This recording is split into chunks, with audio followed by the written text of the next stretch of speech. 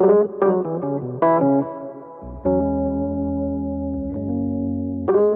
et bienvenue sur la chaîne YouTube Foi et Raison, chaîne YouTube de théologie catholique. Je suis avec le professeur André Ouénin. Bonjour. Bonjour. Et nous allons aujourd'hui, non pas parler de la création, comme nous l'avons fait dans la dernière vidéo, mais de la question difficile de la violence dans la Bible. Alors la violence de nombreux personnages dans la Bible, mais aussi surtout la question de la violence de Dieu, d'un Dieu qui peut paraître à certains endroits violent.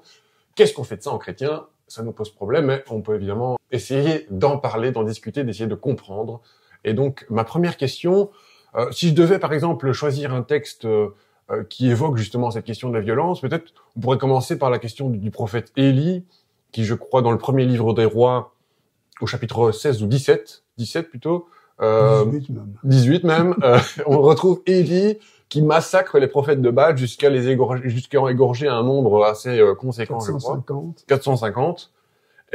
Qu'est-ce qu'on fait? Enfin, comment peut-on justifier que la Bible raconte qu'un tel prophète, qui en fait a beaucoup d'importance dans la tradition chrétienne quand même, puisse se permettre de faire de telles choses? En fait, je vais faire un tout petit préambule. Ouais. S'il n'y avait pas de violence dans la Bible, elle ne m'intéresserait pas. Parce qu'elle parlerait d'une humanité qui n'est pas la nôtre. Et que si Dieu a quelque chose à nous dire, c'est à ce que nous sommes, avec tout ce que nous sommes, y compris la violence qui nous habite tous. Premier petit préambule. Élie. Élie, en fait, si vous lisez l'histoire d'Élie, en commençant par le début, vous vous rendez compte qu'Élie intervient sur la scène politique en interpellant vivement le roi d'Israël parce qu'il est idolâtre. Et Élie, au point de départ, ne reçoit pas de mission de Dieu. Il dit parler au nom de Dieu, mais pour décréter une sécheresse qui va faire mourir des gens. Déjà là, il y a de la violence. Et en fait, quand on avance dans l'histoire d'Élie, on se rend compte que ce pourquoi Élie se bat, c'est pour le pouvoir, pour avoir plus de pouvoir que le roi Akab, qui tente malgré tout de lui résister. Et donc, en fait, s'il massacre les prophètes, c'est après avoir mis en scène un sacrifice qui l'oppose précisément au prophète de Baal pour prouver que son Dieu est plus fort que l'autre.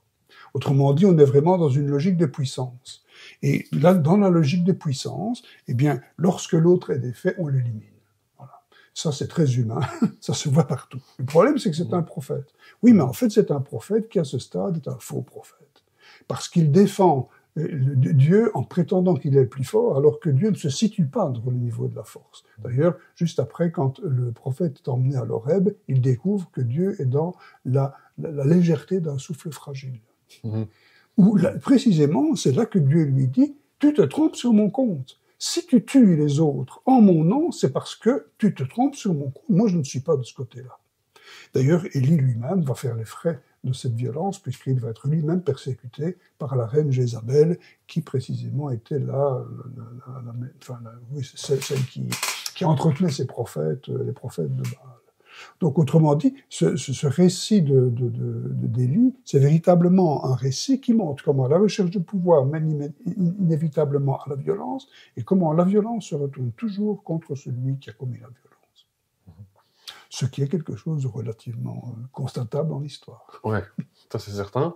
Alors maintenant, peut-être la question qui peut-être sera encore plus importante, parce que c'est-à-dire que quand j'ai lu justement ce récit de Élie qui massacre les prophètes de Baal, ça m'a déjà perturbé, puis finalement j'ai réussi quand même à dépasser mes problèmes, disons, de conflits cognitifs ou que sais-je, en analysant le texte, d'ailleurs en lisant le livre. Puis je suis tombé aussi sur l'Exode, sur les récits notamment des 10 plaies d'Égypte, qui en fait vraiment m'ont marqué, moi, et qui ont marqué beaucoup de gens aussi. Encore récemment, j'ai eu des discussions avec des amis qui disaient « je comprends pas ces textes ». Qu'est-ce qui fait que Dieu peut infliger ses plaies à un peuple, et puis il y a une question de massacre aussi, enfin il y a une question de manipulation de Dieu, qui change, qui durcit le cœur du pharaon, etc. Comment est-ce qu'on peut comprendre cela? Bon, il faudrait, pour pouvoir répondre à votre question, il faudrait regarder le texte d'un peu près. Ouais. Parce que répondre à des questions générales, je réponds à des questions par rapport à un texte que vous avez en tête et qui n'est pas forcément celui qui est écrit. Ouais. Bon, mais donc ça veut dire qu'ici ma réponse va être en partie biaisée, précisément parce qu'on n'a pas pris le temps de regarder le texte d'à peu près. Et donc si l'on regarde le début de l'Exode, effectivement, on voit un Dieu qui est dans la violence. Mais en réalité, le premier qui a fait violence, ce n'est pas Dieu, c'est Pharaon. Autrement dit, on est ici devant une contre-violence. une contre-violence d'un Dieu qui cherche non pas à faire violence, mais qui cherche à libérer quelqu'un, un peuple, de la tutelle et de l'esclavage qui lui est imposé avec de l'oppression de la part d'un potentat. Et en fait, ce que le récit met en évidence, c'est comment plus Dieu veut libérer le peuple, plus Pharaon s'obstine, et donc il s'attire les plaies. En fait, si vous regardez le récit d'une autre façon, vous allez voir quoi? Vous allez voir qu'à 10 reprises, Dieu offre à Pharaon d'inscrire son nom sur les tablettes de l'histoire comme celui qui a libéré ses esclaves. Autrement dit, c'est un Dieu qui tend des perches en permanence. Et ces perches, elles consistent également dans la menace. Et la menace, Pharaon, eh bien, il ne veut pas y céder. Et donc, Dieu ne peut avoir de crédibilité que si lui passe à la violence. Mais c'est une contre-violence dont le but n'est pas de tuer, dont le but est de libérer. Et en fait, ce que vous avez là, c'est exactement la parabole biblique de la manière dont fonctionne tout despotisme. Tout despote se durcit durcit son pouvoir à partir du moment où il se sent contesté, et inévitablement, regardez, tout le XXe siècle est balisé de ça, inévitablement, ça se termine dans le malheur du dictateur et le malheur de son peuple. Autrement dit, vous avez ici la mise en garde contre tout pouvoir qui deviendrait dictatorial, parce que ce pouvoir-là ne peut finir que dans la mort. C'est une autre manière de voir les choses. Autrement, mais c'est peut-être une chose importante pour les récits bibliques. Un récit ne dit pas tout. S'il met en scène un Dieu violent, c'est pas pour dire que Dieu est violent. C'est pour montrer comment l'être humain est capable de résister et comment à la libération des autres, et comment, en faisant cela, eh bien, il se plonge lui-même dans la mort. Les récits bibliques doivent être regardés sous des angles qui ne sont pas... En fait, le chrétien est choqué tellement par la violence de Dieu qu'il ne voit pas, en fait, le message n'est pas là du tout. Ouais, ok. Et alors, d'ailleurs, souvent on va dire que on va avoir la vision un peu caricaturale de dire que le Dieu de l'Ancien Testament paraît complètement violent, et puis d'une part on a le Nouveau Testament, il serait un Dieu tout amour et qui n'a plus rien à voir finalement ou plus rien de commun avec l'Ancien Testament, et qu'on a quand même besoin de l'Ancien Testament pour comprendre le Nouveau à la limite. Mais pourtant on a quand même des récits, par exemple le livre de l'Apocalypse qui en fait peut aussi être très perturbant à ce niveau-là. Le Dieu le plus violent de toute la Bible, il est dans l'Apocalypse, c'est-à-dire dans le Nouveau Testament. La violence dans l'Apocalypse, en fait, est quand Dieu veut venir à bout des empires, de nouveau, c'est l'empire, la grande Babylone, c'est-à-dire Rome, veut venir à bout des empires oppresseurs, qu'est-ce qu'il fait? Eh bien, il mobilise carrément le tiers des étoiles pour les jeter sur la terre. Ouais. Autrement dit, on est vraiment dans la violence cosmique. Là, on est dans le retour au chaos primitif, qui est aussi l'image du déluge. En fait, à partir du moment où on regarde ces textes-là comme des textes qui ont à voir avec la vérité de Dieu théologique, on est en dehors de la perspective dans laquelle les textes sont écrits. Les textes sont écrits précisément pour mettre en garde contre la violence, même si notre façon à nous chrétiens de lire ces textes est tellement choquée par la violence qu'elle est obnubilée autour de ça et qu'elle s'empêche d'avoir les clés pour comprendre qu'en fait le message n'est pas celui-là. Je vous prends un autre exemple, le livre de Josué. Le livre de Josué où pendant 12 chapitres, on voit Dieu qui, avec l'aide de Josué et du peuple, conquiert la terre promise, avec un grand massacre de Cananéens, etc. En fait, l'important, c'est d'essayer de comprendre ça en fonction du contexte. Alors, on peut regarder de deux points de vue. Le contexte historique. Pour ces textes-là, la conquête de Canaan, aujourd'hui, les recherches archéologiques démontrent que c'est une impossibilité historique.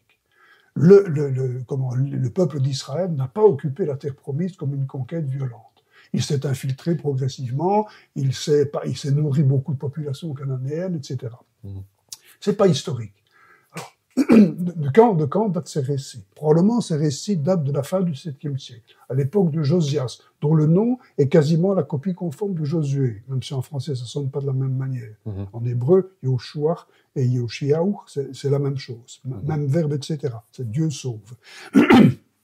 Or, ce Josias, fin du 7e siècle, profite de l'affaiblissement de l'empire assyrien qui contrôlait la zone pour reconquérir des pays vers le nord. Et pour reconquérir le nord du pays qui a été pris par les Assyriens un siècle auparavant, eh bien, il compose un récit qui manifeste que ce pays, appartient à Israël, puisque Dieu l'a donné à Israël. Il compose un récit qui est une sorte de contre-récit par rapport au récit des Assyriens. Que disaient les Assyriens? Eh bien, que ce pays leur appartenait et que la population devait lui être soumise parce que son Dieu, à lui, Assur, avait donné ce pays aux Assyriens. Et donc, les autres disent, mais non, c'est pas vrai, c'est notre Dieu à nous qui nous a donné le vin. Et donc, il compose, en quelque sorte, une figure de Dieu qui compense, en quelque sorte, la figure militaire ou guerrière du Dieu des Assyriens pour contester la revendication de propriété que les Assyriens ont. Contexte historique, on est là devant un peuple qui cherche à réagir et à justifier sa capacité d'occuper une terre qui, historiquement, effectivement, est la sienne. Prenons un autre contexte, contexte théologique, qui est celui dans lequel le texte aujourd'hui se trouve. En fait, de quoi s'agit-il? En fait, il s'agit de la grande question qui est dès le point de départ du Deutéronome, c'est la faute principale d'Israël, c'est l'idolâtrie, c'est-à-dire l'adoration des autres dieux. Quels sont les autres dieux principaux? Ceux qui sont là autour, les dieux des Cananéens. Comment est-ce qu'on va traduire cela? Non pas que... Comment voulez-vous traduire le combat contre l'idolâtrie de manière un peu théorique? Il faut le faire de manière pratique. Eh bien, Dieu combat l'idolâtrie en tuant les idolâtres.